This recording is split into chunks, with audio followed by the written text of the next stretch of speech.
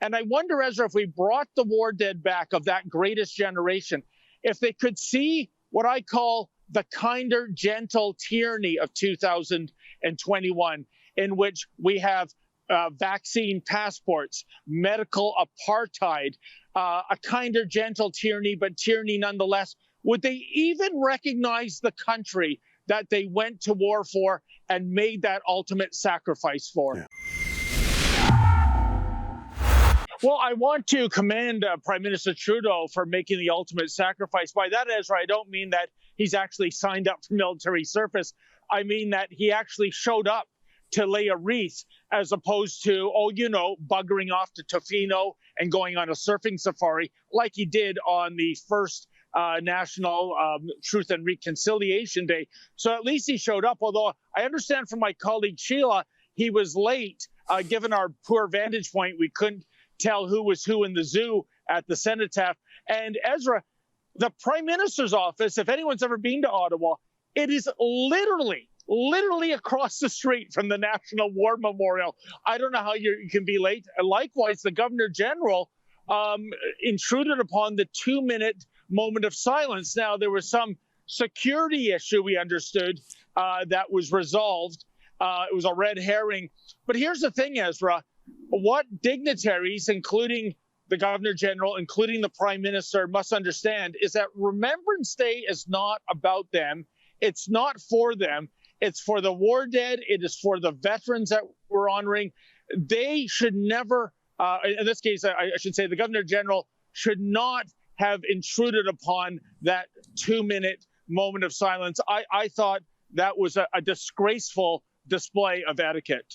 You know what? We have that on video. Here is a clip. So the 2 minutes of silence.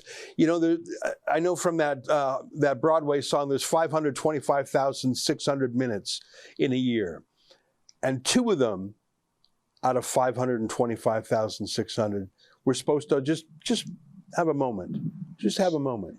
And it was during that moment that the government of Canada broke in to make the announcement that the late Governor General was arriving. Hey, everybody! Hey, everybody! Here, take a look. Here's the actual video of it happening. Mesdames et Messieurs, Son Excellence, la très honorable Mary May Simon, Gouverneur Général du Canada. You know, David, I got to say, you and I are talking about the veterans. We're talking about the fallen. But between Rebel News being banned from Remembrance Day. By the way, as I don't know if our viewers know this, every Rebel is a Legion member. And those that aren't already Legion members, we buy Legion memberships. Right now, I know that's not the same as serving, obviously, but it's just our way of saying whose side we're on. So we show up there and you're told you're not allowed there because you're Rebel. Prime Minister comes in fashionably late, Governor General fashionably late, and they interrupt the moment of silence to let everyone know the critically important news that she's there. I'm sort of mad listening to this. Tell me something good. Tell me something heartwarming, or tell me something solemn about today other than the joke of our Prime Minister. Well, I think, Ezra, even if everything went off without a hitch, this is a day that we honor the war dead and the veterans, the 11th day of the 11th hour, the 11th month. Here's my thing.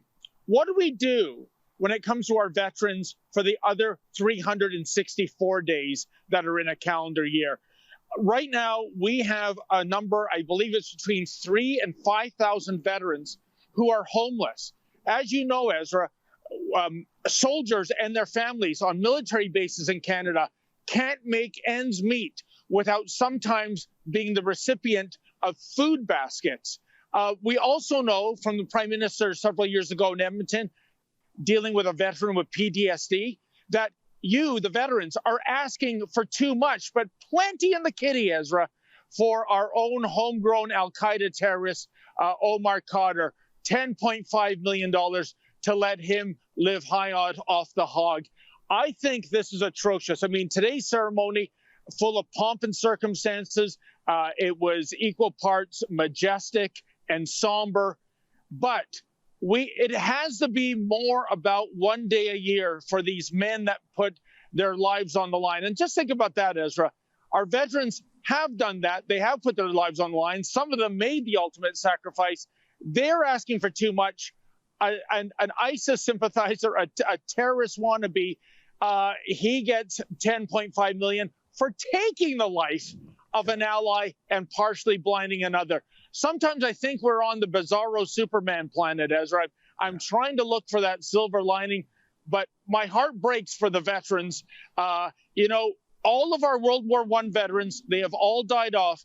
Of the million Canadian veterans the million servicemen who served in World War II, there's only about 39,000 left. The average age is 94.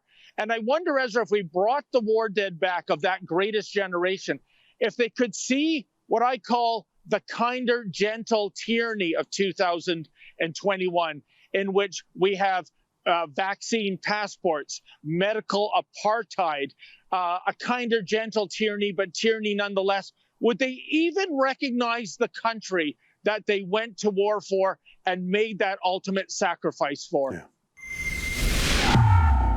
That's an excerpt from my daily show, the Ezra Levant Show. Every day I do a monologue on the news of the day, then I interview an interesting guest, and then I read my hate mail. You gotta subscribe.